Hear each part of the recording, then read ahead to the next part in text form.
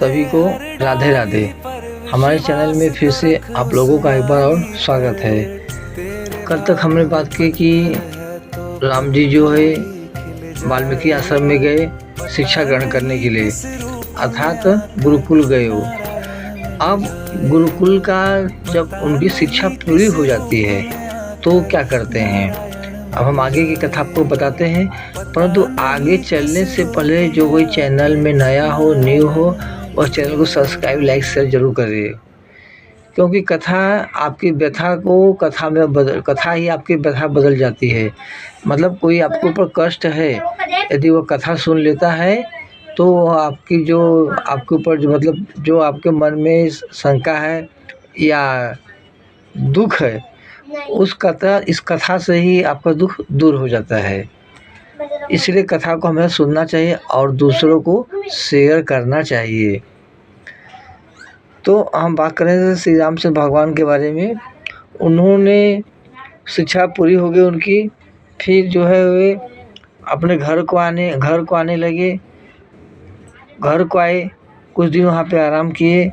फिर इसके बाद विश्वामित्र आ गए तो उन्होंने राजा जी को बोले, दशरथ जी को बोले कि देखिए, अभी मुझे कुछ दिन के लिए आपके पुत्र को मेरे पास भेज दीजिए, कुछ काम है। तो उन्होंने बोला क्यों?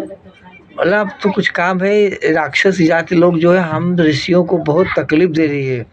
हम लोग कुछ भी हवन करते हैं या जो पूजा पाठ करते हैं तो ये राक्षस लोग हमारे पूजा पाठ में विघ्न डालते हैं।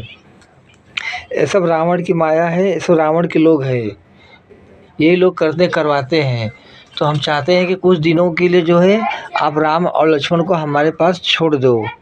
अब बताओ, ऐसा कौन सा पिता होगा जो अपने बेटे लोग को, मतलब उनकी शिक्षा पूरी हुई तो उसके बीच में ही विश्वामित्र जी आगे उनको लेने के लिए।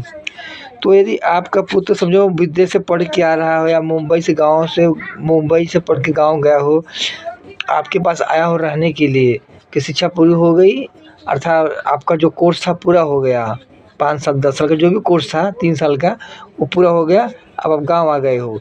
लेकिन फिर आपके पिता को बोला गया कि अब आपको लड़कियों को कुछ दिन हमारे घर पे भेज दीजिए, क्योंकि कुछ लोग हमें बहुत तकलीफ दे रहे हैं।